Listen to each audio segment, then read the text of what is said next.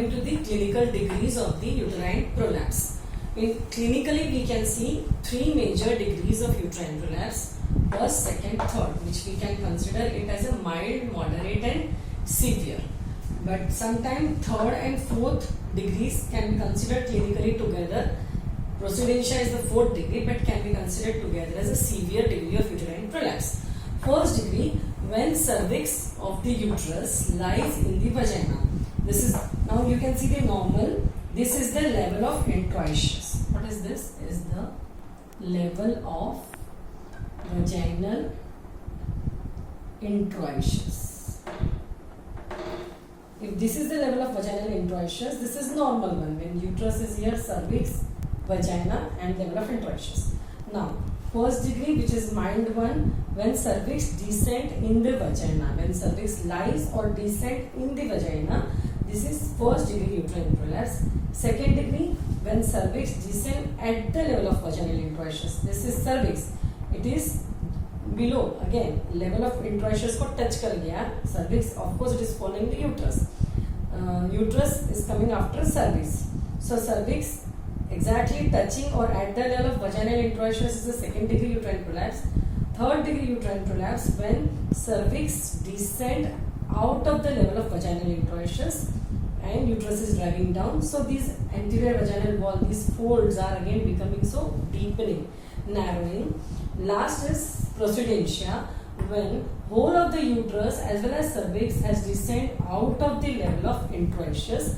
This is what the clinical staging you can say, or clinical degrees, which are varying degrees which we see in our practice, the stages or degrees of uterine prolapse. Now we'll see the, so clinically, when a woman, which woman suffers from genital prolapse? There is no age bar as such, but we see most commonly it is the disorder of overage woman. We can say menopausal, around menopause, above 40 or 45. Why at the menopause?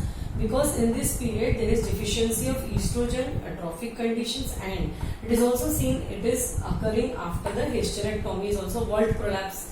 What is vault prolapse? It is the prolapse of the apex of the vagina. It is also seen in practice after surgery. That is vault prolapse.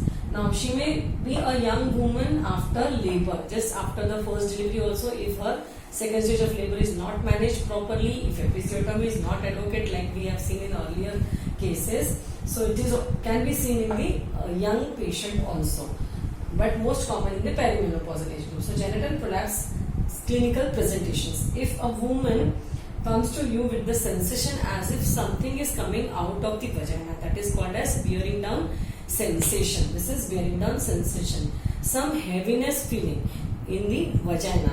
Heaviness, discomfort you can say in the perineum also, if she is suffering from enterocele, rectocele like condition. So discomfort due to laxity of the perineal muscles. Dragging down sensation, same thing, as if something is coming out of the vagina.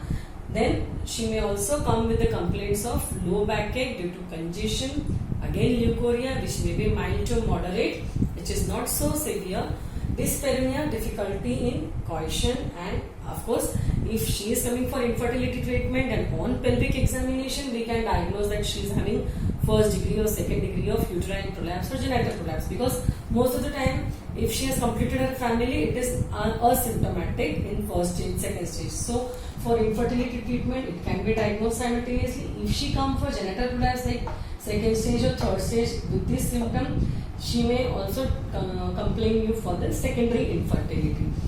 These are the clinical symptoms. Then if we have already seen, if she is in association with anterior vaginal wall prolapse, she may also give you the history of urinary disorders like difficulty in emptying the bladder as well as frequency. Similarly, if she is coming with the uterine prolapse in association with rectal prolapse, that is rectocele, she may also complain you together with the constipation or difficulty in emptying the bowel. So these all is the picture of clinical symptoms. Now signs. Clinical signs can be diagnosed on per speculum, per vaginal. So diagnosis is purely on clinical history, that is symptoms and sign and her age. But we can definitely diagnose by per speculum examination. Under the good vision of light, we ask patient to lie down on the table on her dorsal aspect of her body. We'll ask her to take the lithotomy position. We'll give her that position, which will relax the abdominal muscles and all.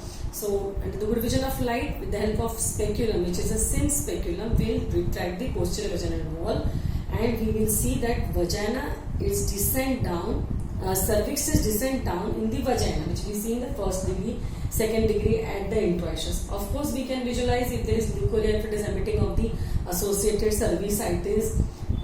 This can be confirmed by per speculum examination.